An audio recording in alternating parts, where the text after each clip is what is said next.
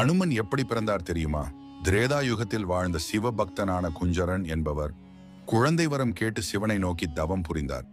தவத்தில் மெச்சிய சிவன் உடனே தோன்றி, உனக்கு மகன் பிறக்க பாக்கியமில்லை, சர்வ லட்சணமும் கொண்ட அழகிய மகள் பிறப்பாள், அவளுக்கு பிறக்கும் மகன் எனது அம்சமாக தோன்றி வலிமையும் வீரமும் கொண்டு சிரஞ்சீவியாக வாழ்வான் என்று வரமளித்தார்.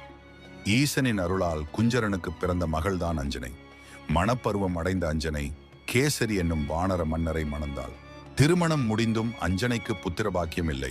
இதனால் எந்நேரமும் ஈசனை எண்ணி கண்ணீர் வடித்தாள். திடீரென தர்மதேவதை அஞ்சனையின் நல்ல குணங்களை மெச்சி, நீ மாலவன் வீற்றிருக்கும் திருவேங்கடமலைக்கு உன் கணவருடன் சென்று ஈசனை நோக்கி தவம் செய், ஈசன் அருளால் எவராலும் வெல்ல முடியாத அழகிய மகனை பெறுவாய் என்று கூறினாள். அதன்படியே திருமலைக்கு சென்று கடும் தவம் இருந்தாள் அஞ்சனை. பஞ்சபூதங்களும் வியக்கும் வண்ணம் அவள் இருந்த தவம் கண்டு வாயுதேவன் மகிழ்ந்தார். ஈசனின் ஆணைப்படி வாயுதேவன் ஓர் அற்புத கனியை பரிசளித்தார். அக்கனியை உண்டாஞ்சனை கருவுற்றாள். மார்கழி மாத மூல நட்சத்திர நன்னாளில் அனுமன் பிறந்தார்.